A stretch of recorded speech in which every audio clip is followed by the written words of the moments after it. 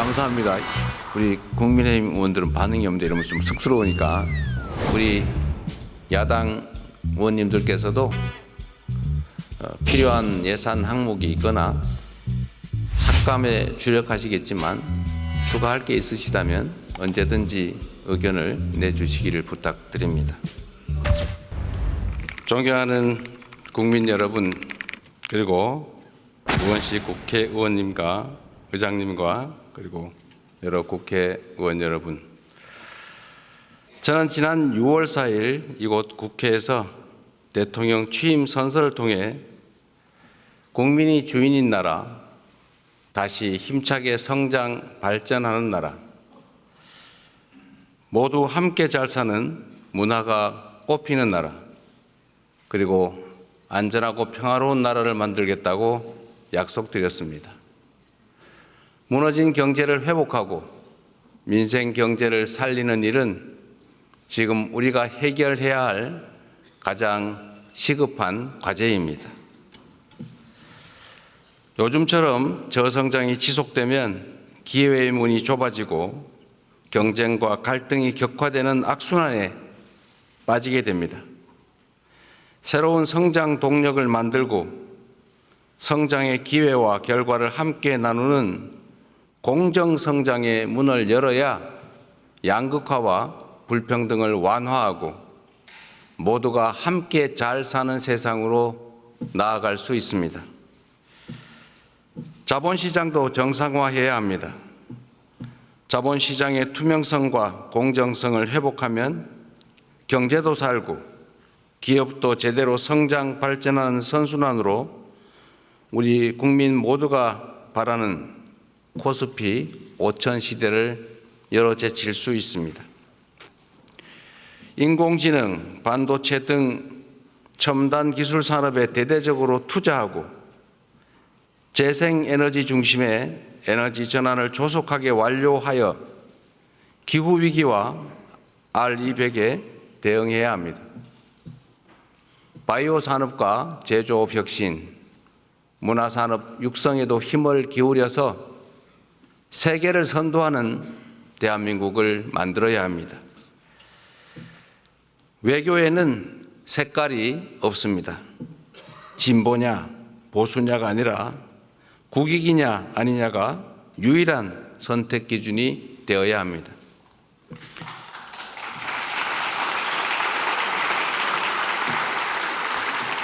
감사합니다. 우리 국민의힘 의원들은 반응이 없는데 이러면 좀 쑥스러우니까.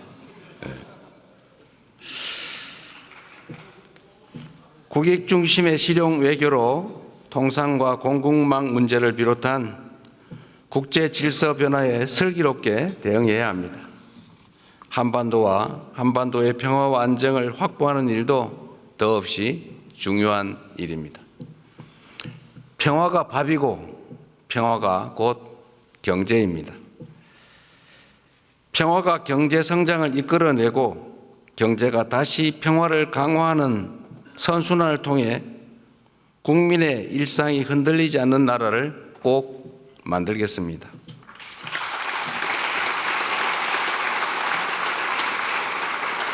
이 자리를 빌려 국민 여러분께 간곡하게 협조 요청을 드립니다. 새로운 나라, 진짜 대한민국을 만드는 일은 대통령 혼자 또는 특정한 소수가 할 수 있는 일이 아닙니다. 예측 가능하고 합리적인 사회를 만들기 위해서는 우리 모두가 최소한의 합의를 꼭 지켜야 합니다. 규칙을 어겨서는 이익을 볼 수 없고 규칙을 지켜도 결코 손해보지 않는 그런 공정한 사회를 만드는 일 역시 모두의 협력 없이는 불가능합니다.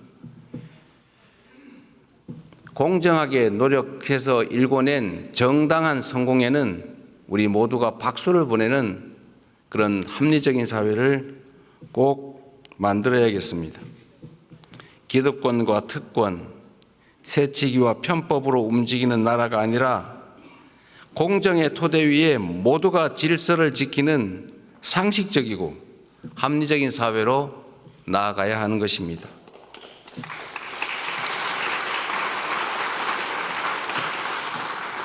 새로운 사회로 변화하는 과정은 고통을 수반하지만 건물을 걷어내야 씨를 뿌릴 수 있습니다.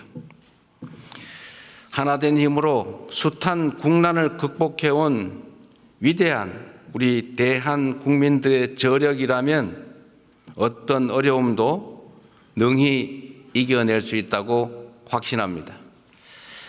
작은 차이를 인정하고 포용하면 새롭게 출발할 수 있습니다. 짧은 기간이지만 이미 많은 것들이 회복되고 정상화되고 있습니다. 이제 한 걸음 더 나아갑시다. 우리는 할 수 있다는 것을 국민들께 보여줍시다.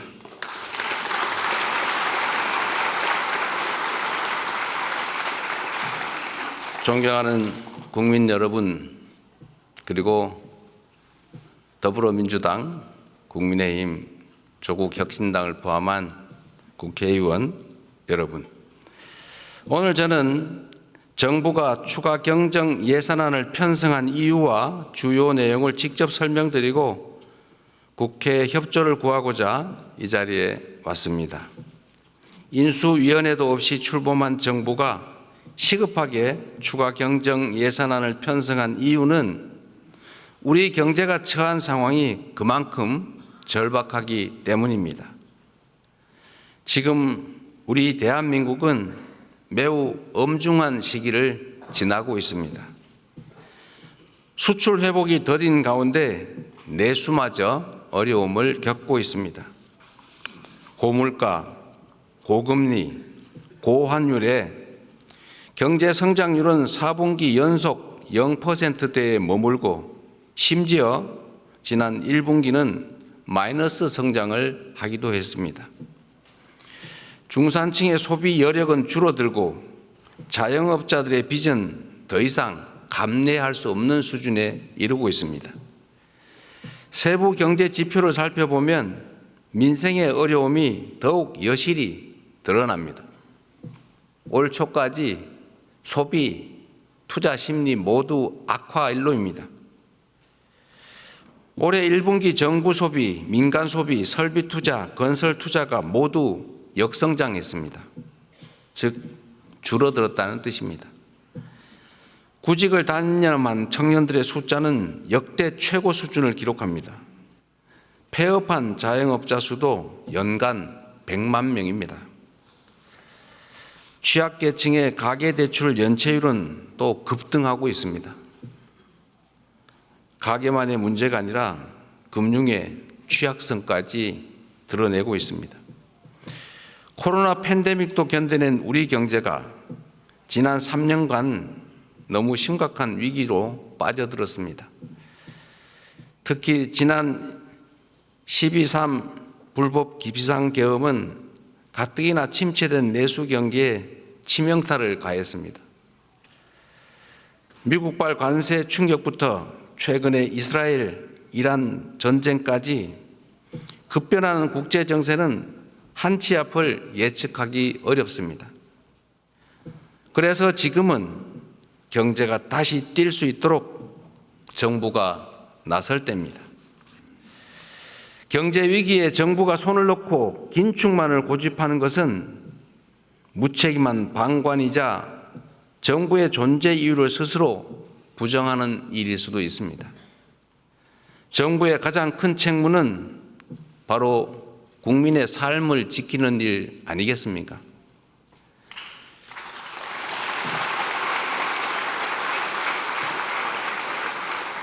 국민의 삶을 지키는 정부, 그리고 위기 앞에 실용으로 답하는 정부라야 합니다. 이념과 구호가 아니라 경제와 민생을 살리는 실천이 바로 새 정부가 나아갈 방향입니다.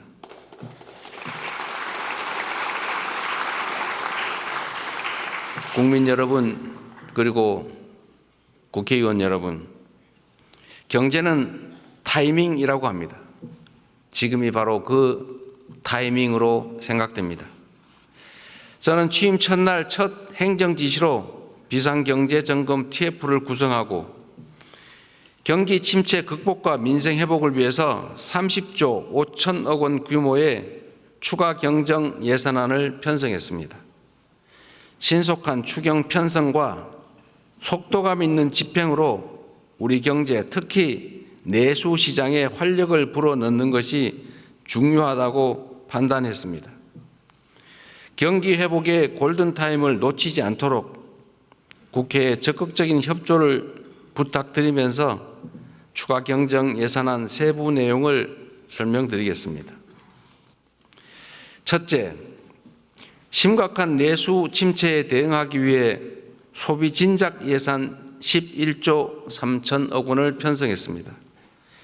약 13조 원 규모의 민생 회복 소비 쿠폰을 편성해서 소비 여력을 보강하고 내수 시장 활성화를 지원하려고 합니다. 소비 쿠폰은 세금을 내시는 분을 포함해서 전 국민에게 보편 지급하되 취약계층과 인구 소멸 지역은 더 두터운 맞춤형 지원으로 편성했다는 말씀을 드립니다.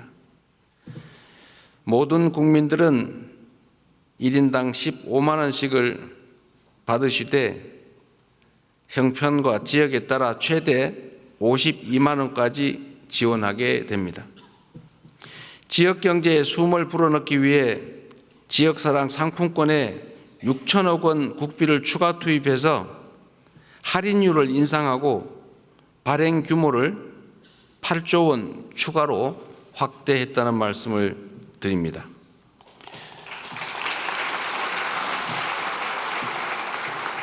소비 쿠폰과 지역사랑 상품권은 지방을 더 지원한다는 새 정부의 철학에 따라 지방에 더 많은 국비를 편성했다는 말씀을 드립니다.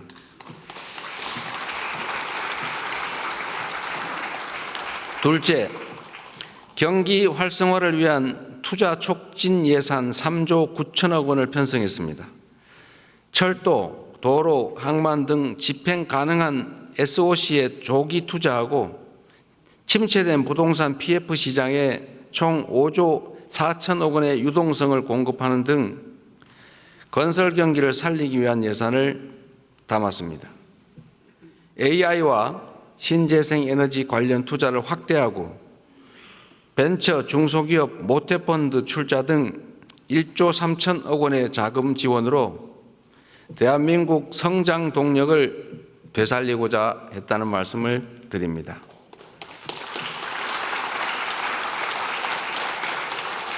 셋째로 소상공인, 취약계층 등을 지원하는 민생안정 예산을 5조 원 담았습니다. 같은 경제 위기 상황이라도 고통의 무게는 같지 않습니다. 코로나 팬데믹 위기부터 12.3 불법 비상계엄까지 극심한 고통을 겪고 계신 소상공인, 자영업자, 취약계층을 위한 특단의 대책이 필요합니다. 새 정부는 빚을 갚을 여력이 없는 취약차주 113만 명의 장기 연체 채권을 소각하겠습니다.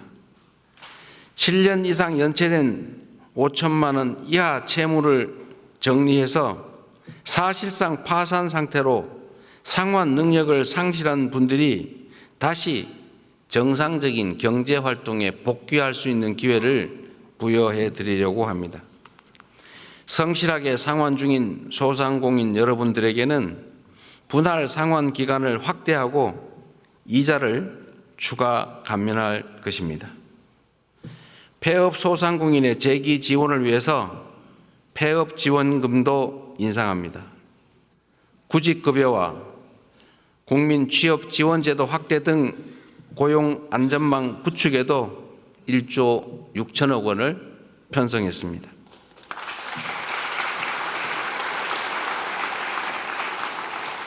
넷째, 10조 3천억 원 규모의 세입 경정을 추진해서 재정 정상화의 시작을 알리겠습니다. 이번 추경안에는 세입 경정을 반영했습니다. 재정 안정성과 국회의 예산 심의 확정권을 존중하기 위한 것이라는 점을 말씀드립니다. 2023년과 24년 이 두 해 동안 도합 80조 원 이상의 세수 결손이 발생했습니다. 그리고 올해도 상당한 수준의 세수 결손이 예측됩니다. 만약 세수 결손을 방치할 경우에 정부는 연말에 예산을 대규모 불용 처리할 수밖에 없게 됩니다. 이렇게 되면 정부가 예산을 계획만큼 지출하지 못할 뿐 아니라 지방 재정 지원도 줄어들게 됩니다. 이는 사실상의 긴축 재정 운용으로 민생과 경기 회복의 걸림돌이 될 수밖에 없습니다. 새 정부는 변칙과 편법이 아닌 투명하고 책임 있는 재정 정책을 펼치려고 합니다. 추경안에 세입 경정을 반영해서 이미 편성한 예산이라 해도 필요한 사업만을 적재적소에 집행하려 하는 것입니다.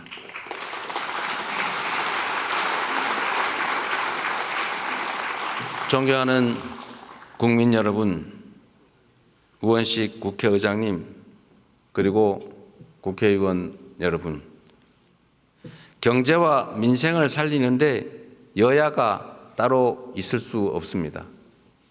이번 추가 경정 예산안은 경제 위기 가뭄 해소를 위한 마중물이자 경제 회복을 위한 최소한의 조치입니다. 정부가 추경안에 담지 못한 내용이 있다면 국회 예산 심의 과정에서 주저하지 마시고 의견을 내주시기 바랍니다. 특히 우리 야당 의원님들께서도 필요한 예산 항목이 있거나 삭감에 주력하시겠지만 추가할 게 있으시다면 언제든지 의견을 내주시기를 부탁드립니다. 다행히 새 정부 출범 이후에 정치적 불확실성이 해소되면서 소비 심리가 많이 개선되고 있습니다. 정부는 앞으로도 든든한 민생의 버팀목이 되도록 노력하겠습니다. 오직 실용정신에 입각하여 국민의 삶을 살피고 경기 회복과 경제 성장의 새 길을 열기 위해 최선을 다하겠습니다. 대한민국 경제의 활력을 되찾고 국민이 행복한 나라를 만드는 데에 국회가 적극 협조해 주시기를 부탁드리면서 우리 국민의힘 의원님들 어려운 자리 함께해 주신 점에 대해서 진심으로 감사하게 생각합니다. 고맙습니다.